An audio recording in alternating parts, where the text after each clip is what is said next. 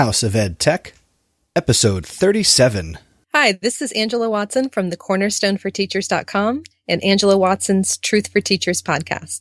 And you're listening to the House of EdTech with Chris Nesi. This episode of House of EdTech is made possible by todaysmeet.com. Consider adding back-channeling to your classroom today by visiting todaysmeet.com/houseofedtech.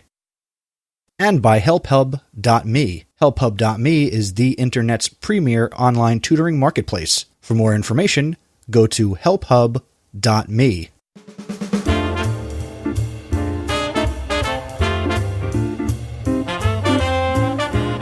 Welcome to the House of EdTech podcast. I am your host, Christopher Nesi, and the House of EdTech podcast explores how technology is changing the way teachers teach and the impact that technology is having in education. My objectives include discussing technology that is changing our classrooms and schools and sharing tools and tips that you can hear about today and use tomorrow. I talk to teachers, leaders, and creators like you and have them share their stories. The purpose? Whether you use it or not, technology is changing the way we teach and how our students learn.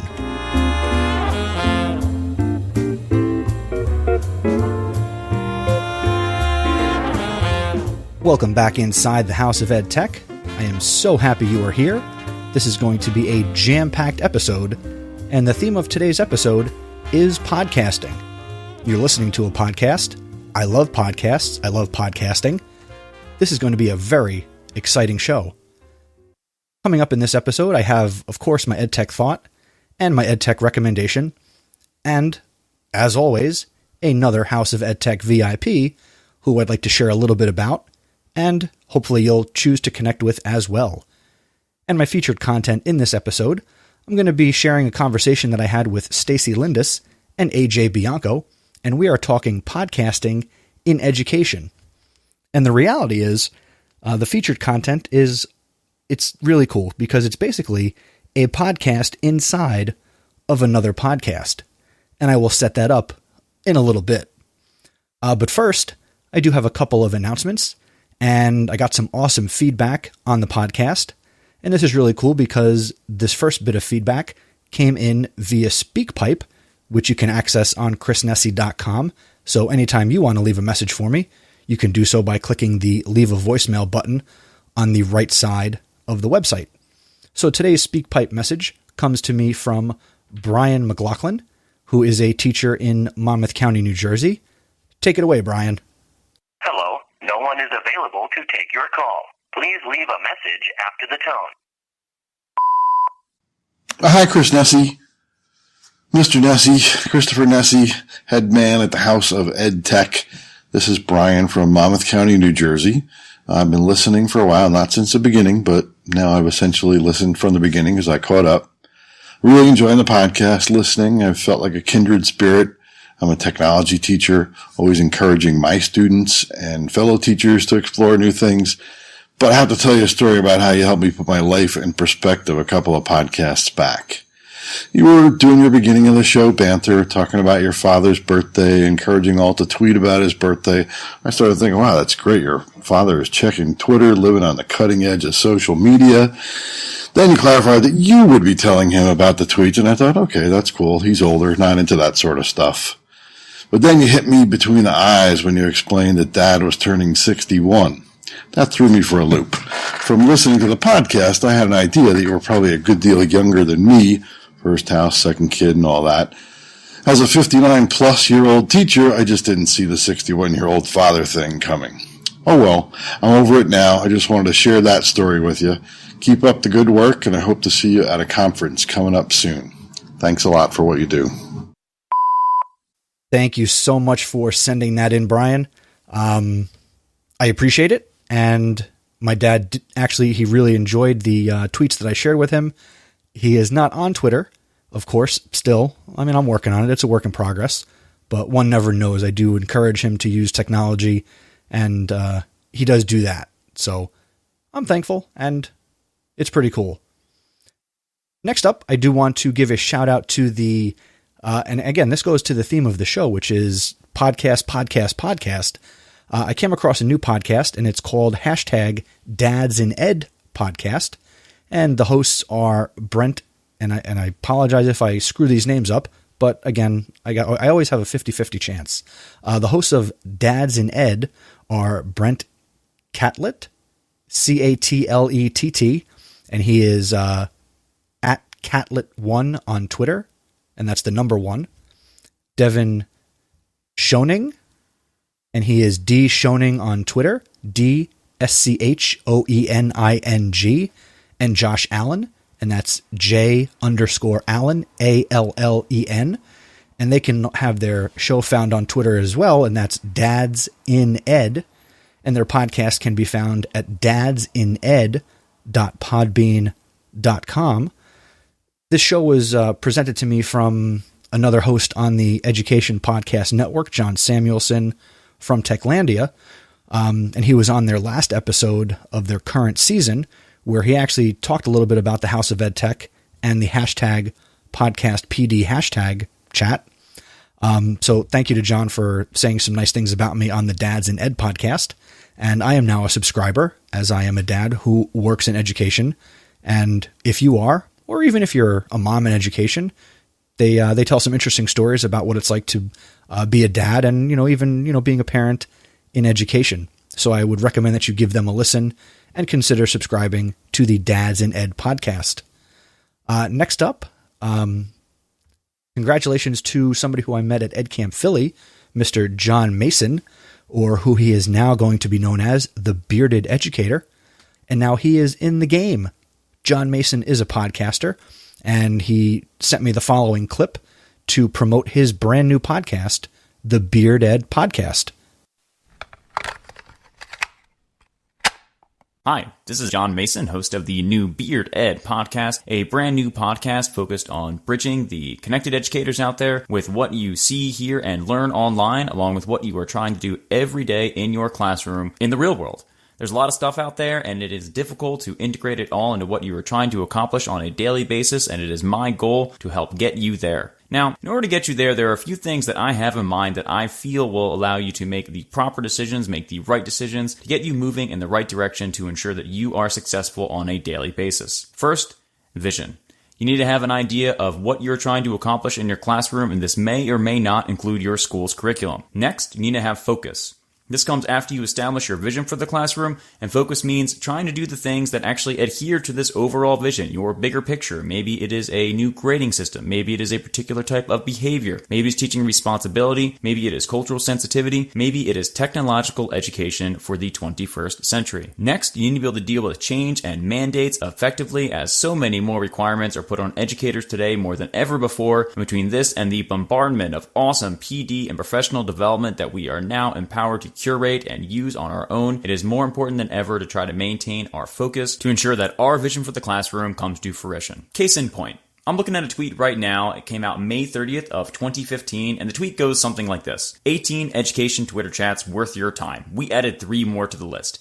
18 Twitter chats. 18! Think about how much time that is. Assuming that each one is about an hour long, that is 18 hours of time each week you would be dedicating to Twitter chats. Not to say there's anything wrong with curating and using your own PD and figuring out what is best for you. That is where that focus comes into play, and focus oftentimes means saying no. No allows you to truly focus and define what you are truly passionate about in the classroom. As connected educators, we are aware that Twitter chats are awesome, Voxer, awesome, EdCamps, great professional development opportunity. But what I am trying to advocate for here is that each of these decisions should be made mindfully and consciously, and we should always be challenging ourselves with this question in mind. What are we trying to teach our students, and to what end will these things serve? Remember, change is almost always evolutionary and not revolutionary. And each one of these little decisions you are able to make on a daily basis transform your classroom into something that you are truly proud of. Join me on Beard Ed as we explore these topics and more every other week as we try to continue to find that bridge between what you see, hear, and learn online and what you are able to practice on a daily basis in your school and classroom. Thank you so much, John, and thank you for sending in that clip. I'm looking forward to subscribing to the podcast, which is available now. I believe at the time that I'm recording this episode, John is waiting for his iTunes approval. But if you head over to his website, jmason.me, and that's mason.me, you can actually listen to his first episode and get the RSS subscription link to the Beard Ed podcast. Congratulations, John, and welcome to the podcast club. Next up, and again, this is, I'm just so excited to be sharing so much about podcasting. And he's been waiting patiently to come into this episode. So I'd like to bring in Brent Warner from EdTech TV. How are you doing today, Brent? I'm doing awesome, Chris. Thanks. How are you? I am doing great, Brent. Now, before we talk about your new podcast, can you talk a little bit about what you're already doing on edtech.tv? Yeah, sure. So edtech.tv is my website where I do basically walkthroughs on education and technology.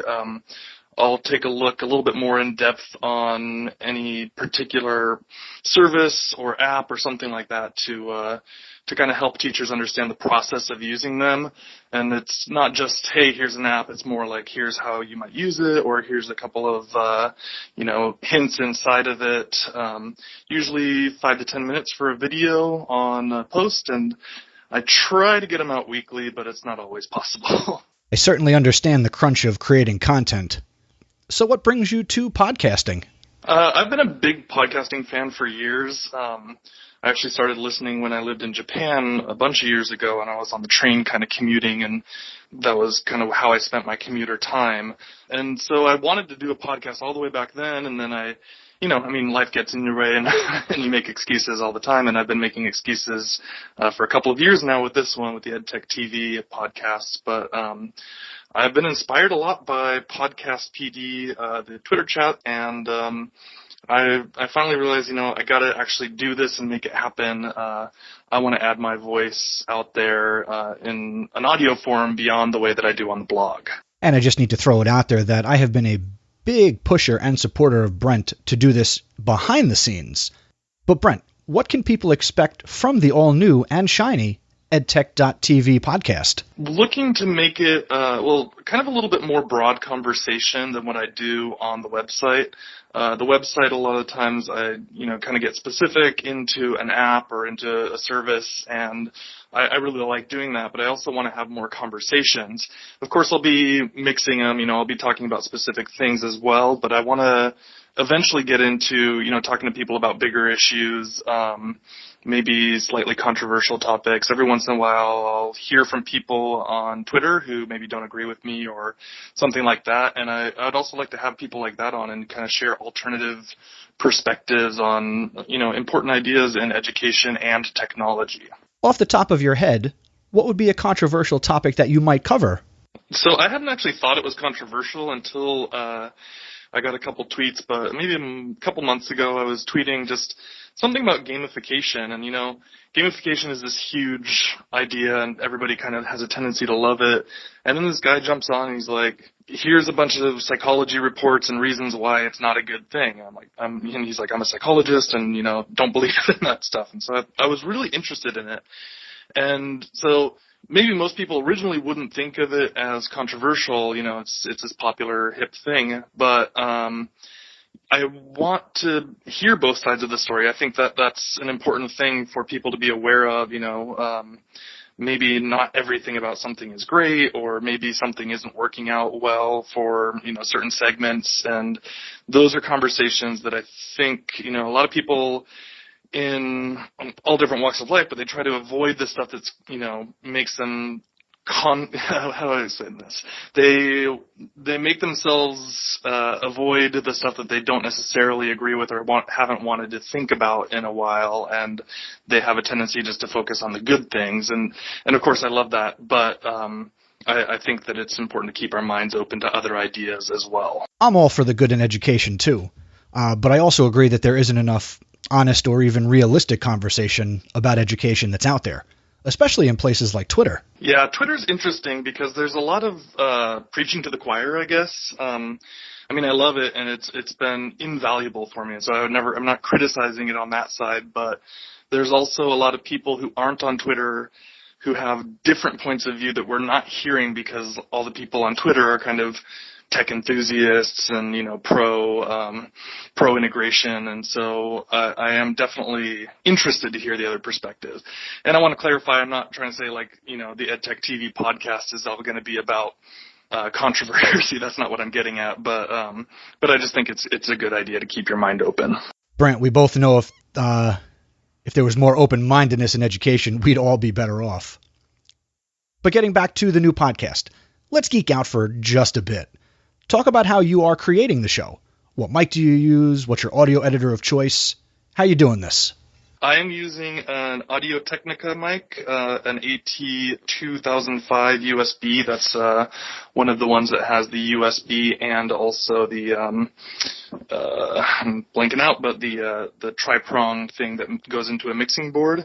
And I'm just using a real simple mixing board right now, just the Behringer Xenix 802. It's like the cheapest bottom of the line, but it does the job. And I send that into a Roland recorder. From the recorder is the RO5 Roland recorder, and I'm recording it directly onto a flash drive on the recorder. And after that, I take it out of the recorder and put it into my Mac, and I run it through GarageBand for now. I just wanted to go for something simple and straightforward, and I figured, I didn't want to use a super fancy, mixing program. I wanted to use GarageBand because I also think that that's probably useful for teachers, and I can talk to them a little bit about that more in the future as I build my experience with it. I just need to throw it out there, Brent, that I am jealous of the fact that you are using a mixer and a digital audio recorder.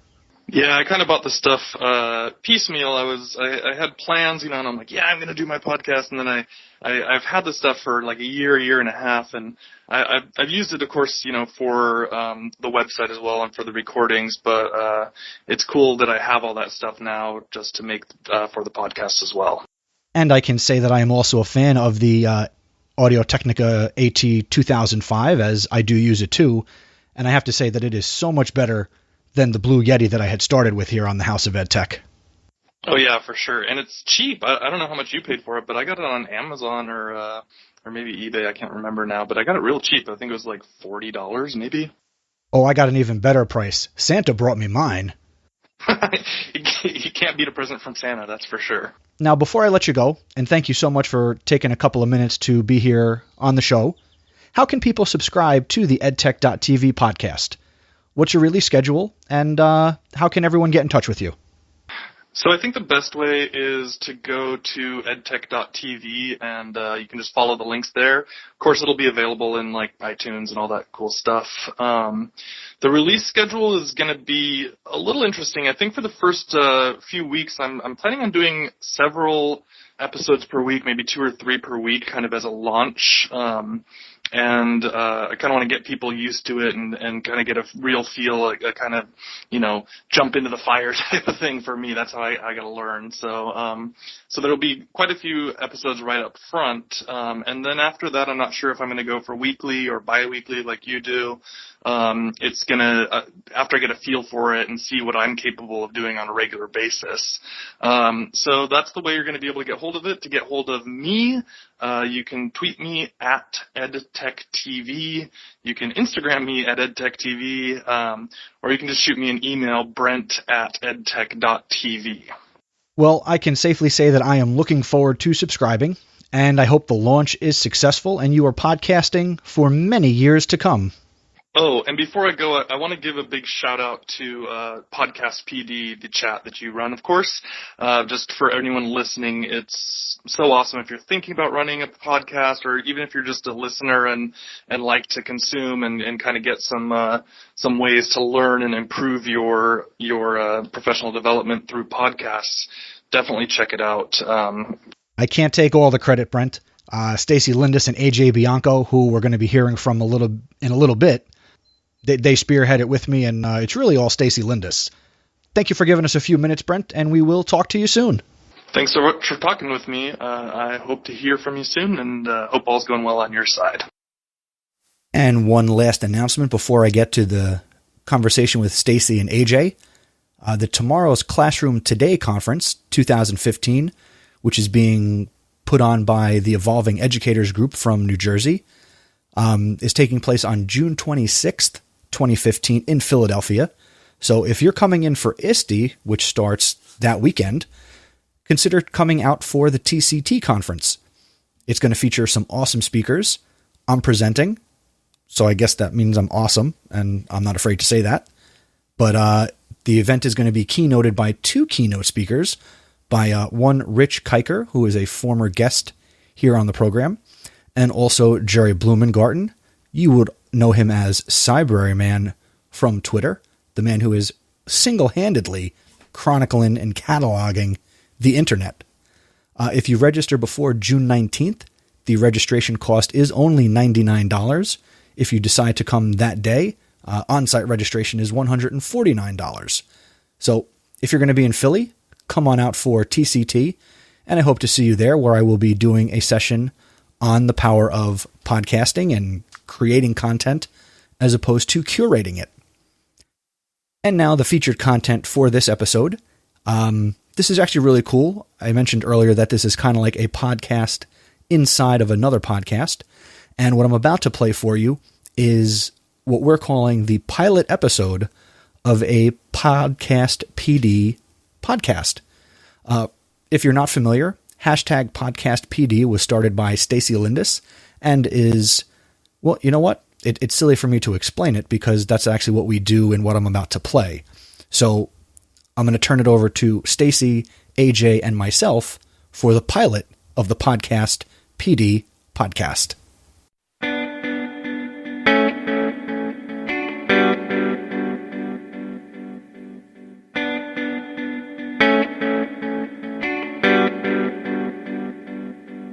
Hello, welcome to Podcast PD. My name is Stacey Lindes. I'm at iRunTech on Twitter.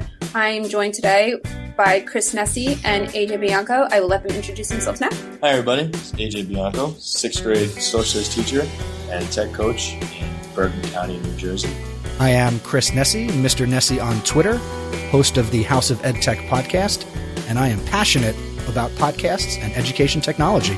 As am I, and that is why we're here today. We're going to talk to you a little bit about how Podcast PD, the chat which takes place every Sunday evening at 8:30 Eastern Time, came to be. And this episode of Podcast PD is an audio version because we are not live because it is Memorial Day weekend. So if you're listening to this after Memorial Day weekend, we hope that you had a great holiday. We're just going to talk a little bit about how we started, right? That's right. Okay, so Podcast PD got started because I am an avid podcast listener. I listen to a running podcast. I've listened to my guilty pleasure, which was a very old binge-worthy podcast about Harry Potter called Pottercast. And I was able to consume 7 or 10 years worth of podcasts in about the span of 6 months with my sons in the car. I got into educational podcasts when Chris Nesi dropped in the Google communities and Google Plus that he had a podcast about education. And that for me pretty much opened the door. And from there, I listened to lots of different educational podcasts. For me, podcasts are a great way to learn about things that I'm not quite getting in my district. But as I am a tech integrator and a coach, this is a way for me to bring different ideas to the teachers with whom I work. And so I wrote a blog about that podcast consumption for education, and that turned into Podcast PD. After a long conversation and some arm twisting, AJ and Chris convinced me that this would be a great chat to start. And Jen Williams was also part of that. So I thank her because I think without her female voice, I still might not be doing it. So that's where we're at. Do you guys want to talk a little bit about your podcast consumption? Sure. I started listening to podcasts as just guilty pleasures alone. I was a big fan of Mike and Mike, the radio show on ESPN. So I download their podcast so I can catch up on everything I missed after 8 o'clock in the morning. So I listened to their podcast and the Superman homepage podcast, and I was looking for more. And I started finding the educational podcasts that were out there. And one of my favorites from the beginning was always House of EdTech. I then moved through a whole bunch of them, like Teacher Cast and Classroom Questions, and a whole bunch of different podcasts that really opened my eyes to awesome technology and ideas for the classroom that I'm looking to use and implement and get excited about from now and next year. I got into podcasting because my wife, Caitlin, said, you should start a podcast. So the first podcast I started listening to was a podcast about podcasting called Podcast Answer Man. And if anybody's interested, you can find that over at podcastanswerman.com. So that was like my gateway podcast, guys, that kind of got me into learning about it and in terms of how to do it, and also exposed me to the world and the different kinds of content that are out there. And now today I listen to a bunch of shows about the art form that is podcasting. And I do listen to education related podcasts. And I have my own podcast, The House of EdTech, as you guys mentioned. And publicly, I do appreciate that you guys listen to me every other week. And more recently this spring, I also started a podcast network, the Education Podcast Network, that has now brought together a number of really great shows that you can find at edupodcastnetwork.com, such as a couple of shows from teachercast.net, Angela Watson's Truth for Teachers, Jason Bodner's Principally Speaking, and a whole bunch of other shows that you all need to check out. And that's really like how this got started. It was about, developing yourself both professionally and personally. For me, after I listened to an episode, I would end up taking my own notes either through a Google Doc or writing something down, sometimes on a Post-it. But a Google Doc works best for me. And for House of EdTech, EdTech You Should Know, and Instructional Tech Talk, and Techlandia, I have separate Google Docs where I write down their tech tips. I almost instantly add the Twitter people that they mention. I follow those people, and I've expanded my PLN that way. I think that's actually how I met and followed AJ on Twitter, was because he was a House of EdTech VIP. And for me, it's just, it's a matter of listening to what they have to say and then turnkeying and sharing that information with the group of teachers that I work with. Now, Stacey, that's actually something interesting that you mentioned that we've talked about before with how you keep notes on podcasts, because I know, like myself, I create what are called show notes, which would have links and everything. I guess a strategy you use is, and I don't take offense because I'm cool with that, you take your own notes on the content, and you do that for a number of shows. So that's actually a good tip for people to have, that one, you can actually go to the podcaster's website, or a tip if you're listening on your mobile device, tap the art.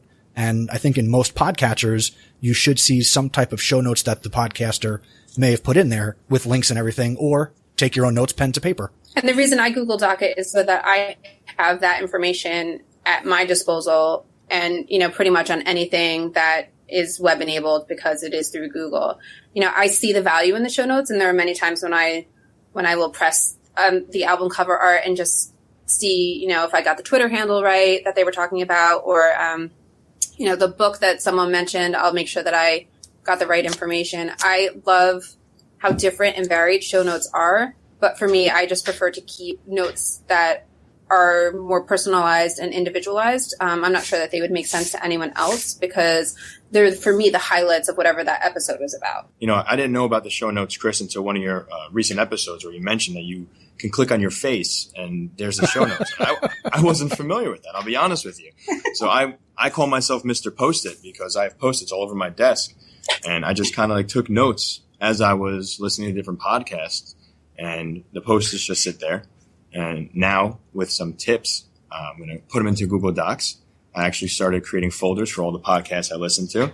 I do look at the show notes now, but I also write down, I'll go right to Twitter if there's a link or somebody I want to follow. So I do use the show notes, but I kind of put it into my own method of how I'm going to look back. Because sometimes when I'm reading or listening to a podcast and I'm reading the show notes, I forget which one I'm listening to. So if I want to go back later on, I don't always know exactly where to go. So if I keep my notes in front of me, everything's right there. That's actually one of the things I do with my with the notes that I take on the episodes that I listen to, especially for Chris's, because I've been taking notes on his the longest. Each one is organized by episode. So I started with episode 4 when I realized that there was a lot of value in listening to podcasts about education. And, I sometimes say that my mind is like a sieve and things just leak out. So I just want to make sure that I'm capturing what I find valuable. And a Google Doc is a really easy way for me to do that. And then I don't have to go back and look for that specific episode where I heard it, because I've already taken that note. And for me, that's an easy way to do it too, because it's all in one doc. So I see episode 4 up to episode 30 something. And then I have a good sense of where, if I need to, I can go back and I can reference that as well. Speaking of referencing, how many weeks have we been doing the chat now? This podcast actually takes place of week 6. Now, we've talked about a lot of different topics in the last 5 weeks. What have you guys liked most so far about the chat? First and foremost, I kind of like the fact that there is a following of podcast listeners. I didn't realize, I thought when I say podcast somebody, they go, what's that? And that there's so many people out there. I really appreciate whether they're just giving us a try or if they're actually becoming avid podcast listeners. I think it's fantastic that this is something that's going to continue on, and it's a PD and a learning experience that everybody is getting into. And it really makes you feel good that, there is a following. I like the give and take. I like hearing about the podcasts that people are listening to. One of the reasons I even wanted to talk about this in general is because I think that people were confused about the purpose of Podcast PD, the chat anyway, and we're thinking that they were going to learn a lot about how to podcast. So I like that, Chris, you've offered that there are some podcasts out there about the art of podcasting, and I think that that's really helpful. We've been able to share that, but I like that, other teachers and other people who participate in our chat have shared the educational podcasts that they're listening to. I think that there's more of a listenership in podcasts in general of, Serial, which was a really popular podcast that people just latched on to. What's funny, I was thinking about this. I told my husband about Serial, and instead of downloading it through the podcast app on his iPhone, he would go to the website and listen to it on his iPhone, but using the website. And so that for me too is just, it's eye-opening to see how people are consuming their content and just the different ways, and, talking about just the myriad ways that people experience different things, whether it be technology and the different life hacks that they have for things. And, podcast consumption is there's certainly many different ways to do the same thing, just like in Google or any other, web-enabled or web device. And actually, that's one thing when you talk about the versatility, that's what I like about podcasts since I've gotten into it, is the fact that I don't just have to I don't just have to listen to podcasts about teaching. Like you, AJ, you listen to sports podcasts. I just recently started to get into podcasts about TV shows, and there is something for everybody who wants to learn something or just maybe escape into a topic. There's so much out there.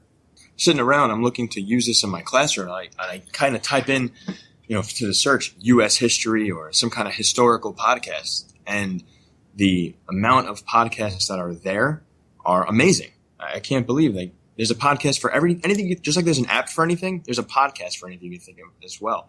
And it really shows that there's a great following and interest. One of the things I like is that no two podcasts are really ever exactly alike. You have your longer format podcasts, which is and that are broken up into segments like yours, Chris, or you have longer format podcasts that are, a little bit of an introduction, a very long interview, and then a very short, summary of the episode.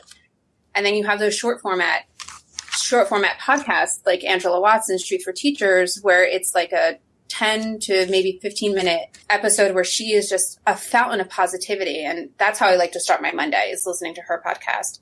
It's really quick, and then I can, start on another podcast if I want to, or I can move on to something else. And a lot of my podcast consumption happens when I'm in the car, or if I'm walking around, or if I'm cleaning. Definitely while I'm doing chores, it makes that so much easier to deal with. I hate housework. That for me has been a great escape and making it feel like I'm doing something beyond just the cleaning. Another thing about that, though, is it kind of limits the ability for me to listen to or to watch some podcasts, because I know that there are podcasts where you can view content as well. So because of the way I consume podcasts, I'm never able to watch that type of content. Actually, I think one podcasting tip for you, Stacey, would be if you got the kids to do more of the chores, then you could just kind of sit back and relax and listen to the podcasts. We all do the chores at the same time. And sometimes when I'm in their rooms, we listen to the podcast together, actually. So let me ask you guys a question. I know we didn't really talk about this. And like with consumption, how do you guys consume your podcast? I kind of like to just bounce around, find something that I like, and find an episode that fits what I'm looking for, I guess. And I just kind of subscribe, and if I like it, and then bounce around from there. How do you guys go about your consumption? AJ, what I like to do is I basically go by topic if I'm interested in something. like we've been saying, I will search for a topic in the iTunes store on my iPad. That is my device of choice for listening to my podcasts.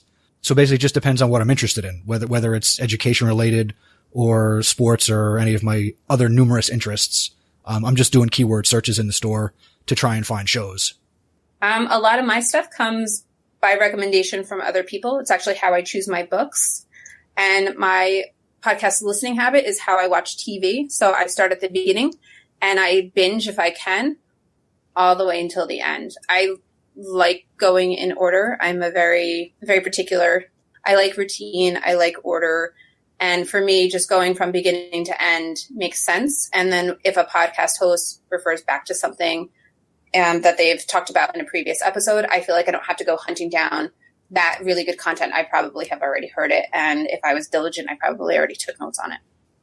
Now, for me, Stacey, when you make that point about, like going back to the very beginning, for me, like it depends on the show for me.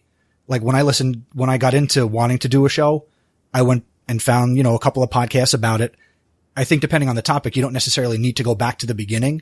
I think then you can look at the show titles and then kind of pick and choose because, there are shows that I listen to that I haven't listened to every episode from the beginning. But once I got into subscribing to them and kind of pick the content I wanted, now I do tune in on a weekly or biweekly basis, depending on when they're released. I tried to do that with a podcast that someone recommended to me. And I started with episode 2 because they said that, there was some great content in that one. And I got as far as the intro and I had to stop and I had to go back. I agree with you, Chris.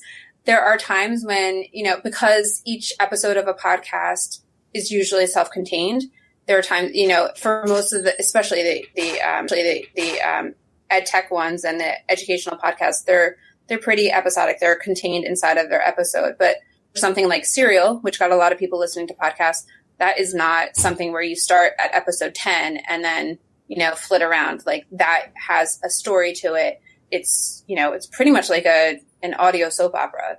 AJ, what about you? How about you answer your own question?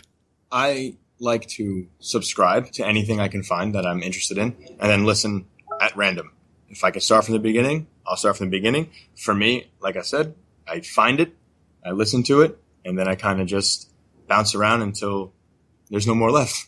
Now, actually, I'm going to throw something out for you guys. Now, my answer would be in the affirmative. Has listening to podcasts become a part of your routine where the things you subscribe to, you find yourself listening at the same time every week or in the same place, whether it's in your car or like Stacey, when you're doing chores and stuff around the house? Do you guys find it's become part of your life and you come to rely on that content? It's definitely something I rely on. My listening habits are different at all times, though. I might not listen to the same thing, same day. I just bounce around and just find the most awesome podcast I can find and enjoy it. So I'll listen in the car. I'll listen while I'm doing my work. I'll listen while I'm grading papers.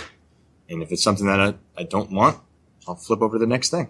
I listen to certain podcasts as soon as they're released. So there are 3 that when they drop, I listen to them in my next car ride. So it could be they drop on a Saturday and I go out Saturday by myself.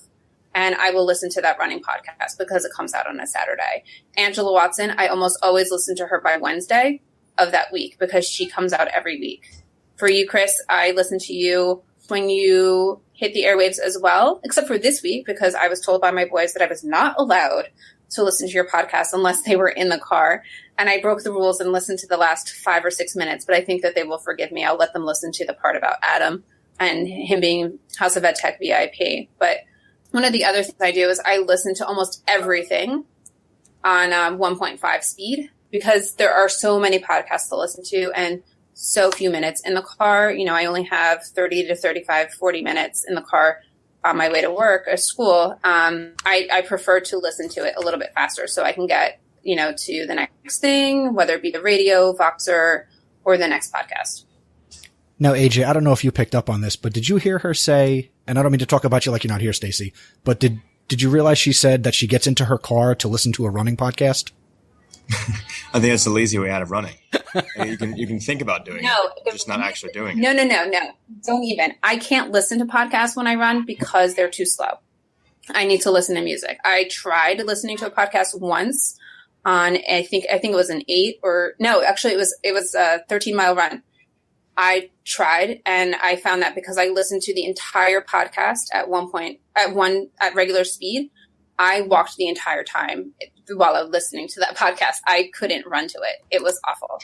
I will never listen to a podcast while running. It's not conducive to actually going at a speed faster than a turtle.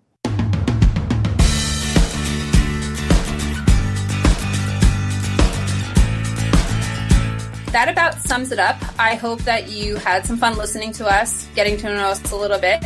And real quick before we leave, why don't we go around and give a couple of podcast recommendations? Stacey, why don't you start it off? Wired Educator. What other suggestions do you guys have? My favorite, Principally Speaking with Jason Bodner, I think is phenomenal. Helps me get in the mind of where I want to be. I want educational leadership in some way, whether it's principal or supervisor. I think that's my go-to right now. My recommendation is going to be the School of Podcasting Morning Announcements by Dave Jackson. And you can find that podcast out at schoolofpodcasting.com.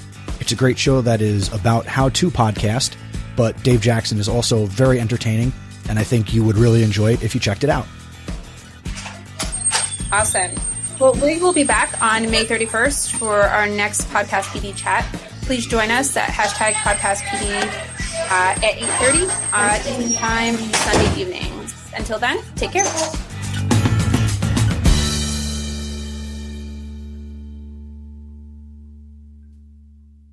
I got to tell you, it was a lot of fun to record that with Stacey and AJ, and we are trying very hard to kind of get it all together and figure out how we can continue to create content like that on a regular basis. Now, if you think we should, what you need to do is basically let us know what you think. So please reach out to us on Twitter.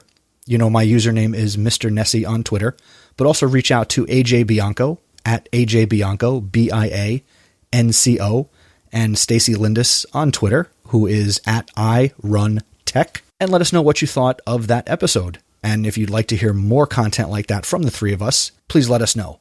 We are very excited and we are very enthusiastic about the chat and being able to create more valuable content for you to enjoy. Now, before I get to my EdTech thought, I do want to take a moment to welcome new show sponsor, HelpHub.me, to the House of EdTech. If you recall, in an episode not too long ago, I had Miguel Kudry, who is the founder and CEO of HelpHub.me, on the podcast, where we talked all about what HelpHub is and how it works. And I do encourage you to check out HelpHub.me, which is an online tutoring marketplace where you as an educator can put yourself out there as an available tutor that people can connect with, and you can set your own rates. And, you know, summer is coming, so it might be a way to make a little extra money. You know, if you're a math teacher, science teacher, really any kind of teacher, any type of knowledge that somebody might need help with, HelpHub is a great platform to do so with. So you can do that by heading over to helphub.me, or on my website, you can click the helphub.me banner on the right-hand side of the page.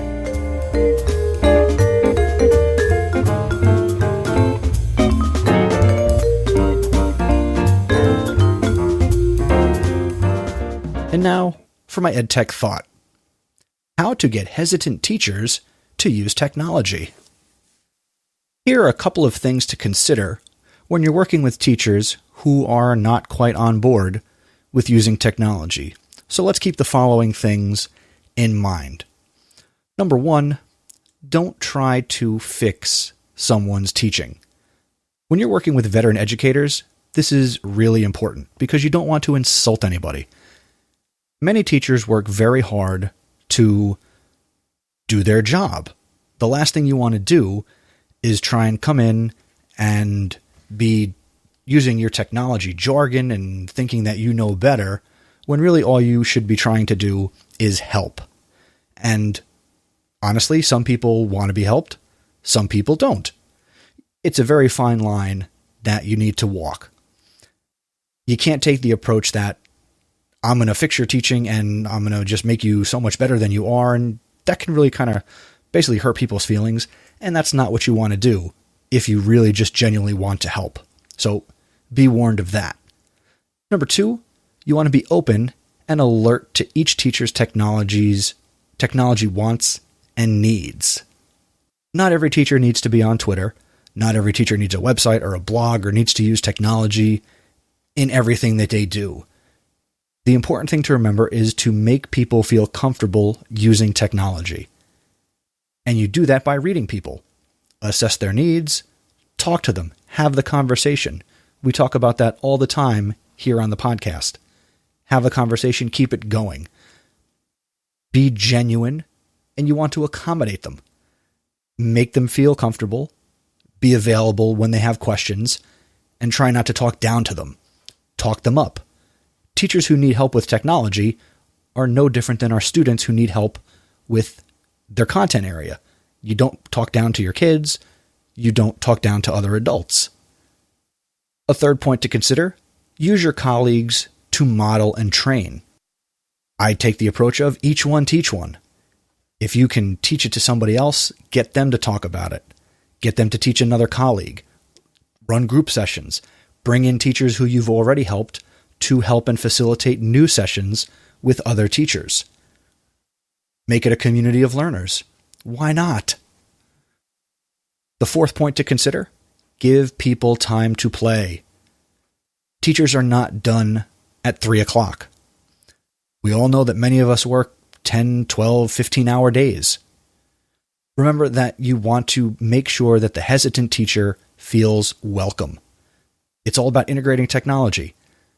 Give people time to mess around with it. They're not going to get it the first try, and just reassure them that they aren't going to break it. Number 5, make professional development in technology feel real and pertinent. Don't be afraid to differentiate your approach for professional development. Most of our colleagues are realistic about their abilities when it comes to technology. Likewise, give them the opportunity to become effective users of real and valuable tools. That's what I try and do here on the podcast, where like I say every episode, I want to give you something you can hear today and use tomorrow. Don't give people PD on virtual reality when they can't use Microsoft Word as an example. Give them professional development that they can use right away. Give them a small victory. If they come in and they're hesitant to use technology, don't hit them with, Twitter and blogging. Hit them with how you can make your own graphic organizer, how you can go to a rubric building website and give them tech knowledge they can use right away.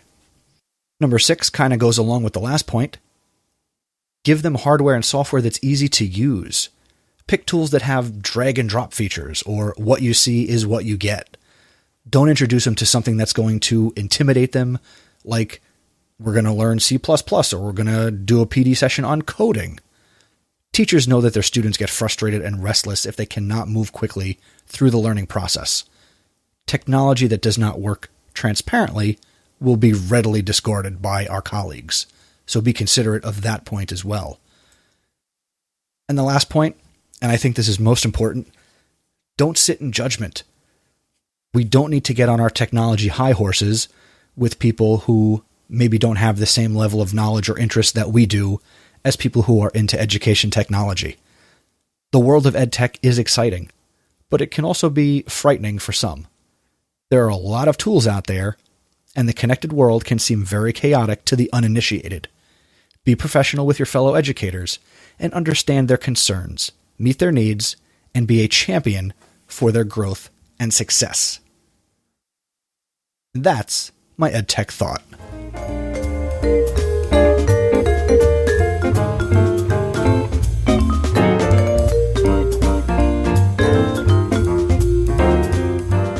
And now for this episode's EdTech recommendation, I'd like to recommend to you ViewPure.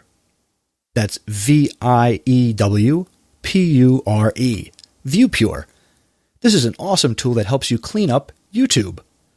Its common uses include removing inappropriate ads and comments from videos to make them safe to show kids.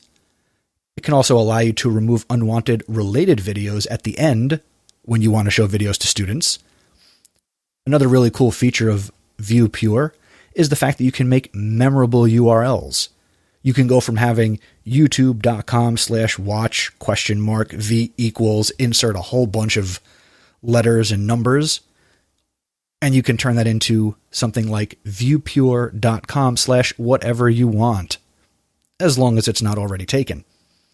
And it also allows you to use the YouTube search with a cleaner user interface and more filtered results. And it's a cleaner interface. It's a cleaner interface that allows you to view the YouTube videos. It's not all busy with sidebar and comments. It's just the video. How do you use it? You can copy and paste your YouTube link onto viewpure.com, or if you go to viewpure.com, you can drag a little bookmarklet, easy for me to say, into your bookmarks bar of your browser, Chrome, Firefox, and then you can click that button while you are on a YouTube page, and it will also automatically bring you to a ViewPure setting. And it also gives you the ability to share that link in email and make that cleaned up video more readily viewable. So check out ViewPure. And that's my House of EdTech recommendation.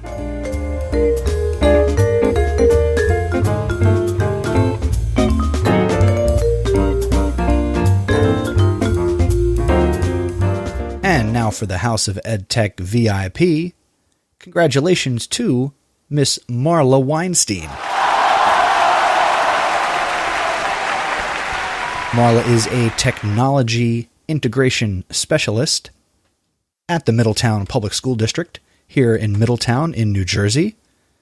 She is a graduate of Georgian Court University, where she got her master's in administration and leadership. She also attended Marygrove College, where she got her master's in education in mathematics for grades K through 5.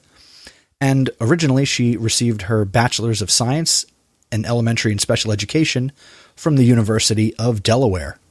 Part of her responsibilities in Middletown are to provide professional development on authentic technology integration across the curriculum, and she collaborates with teachers to create lessons for students to learn about, from, and with technology, and she guides teachers about how to use technology tools so that their students can be successful in the classroom.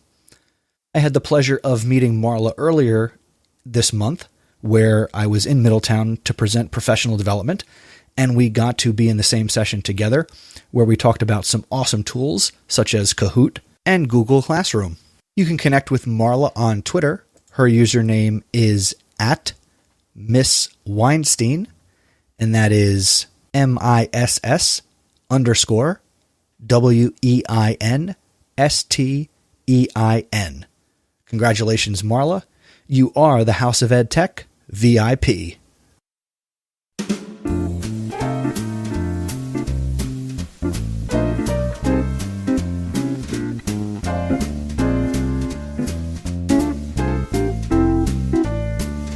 That's going to do it for another episode of the House of EdTech.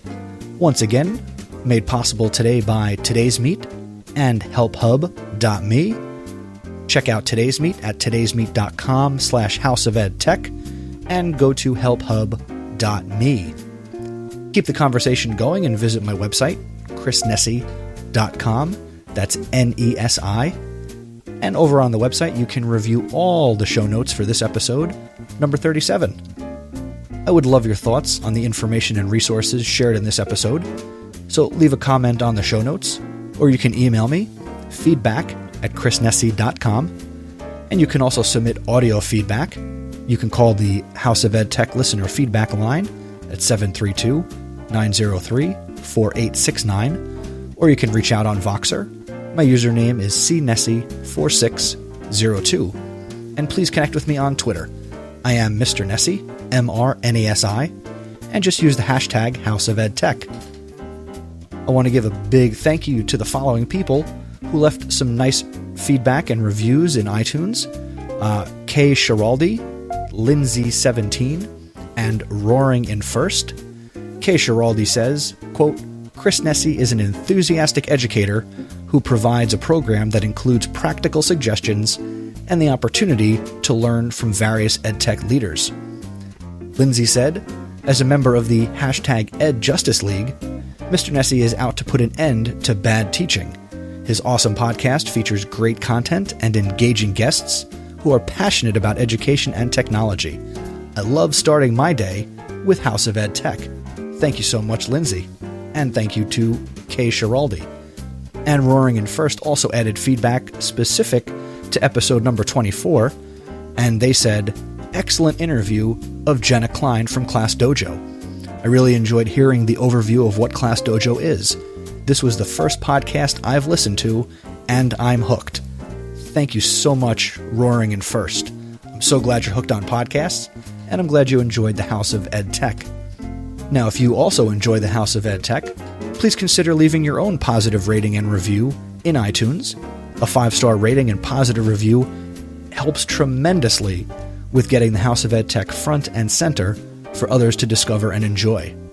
And you can also show your support through patreon.com by going to patreon.com/houseofedtech. Thank you to Jeff Herb from Instructional Tech Talk, who is a patron of the show. Thank you, Jeff. I appreciate your support, as always. On the next episode of the House of EdTech, I will be speaking with Mr. Josh Gauthier, and I will also have some information about the upcoming ISTE conference in Philadelphia. Episode number 38 will be released on June 21st, 2015. Once again, thank you for listening. If it's your first time, I hope you come on back. And if you're a veteran House of EdTech listener, as always, remember, using technology isn't difficult. Just give it a try.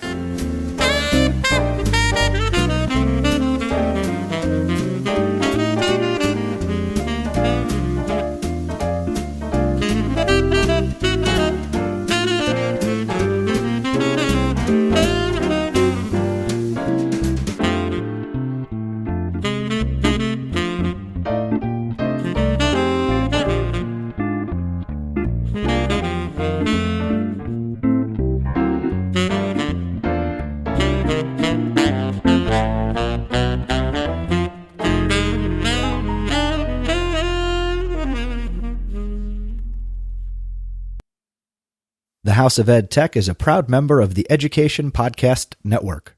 The Education Podcast Network. Podcasts for educators, podcasts by educators. For more, go to edupodcastnetwork.com.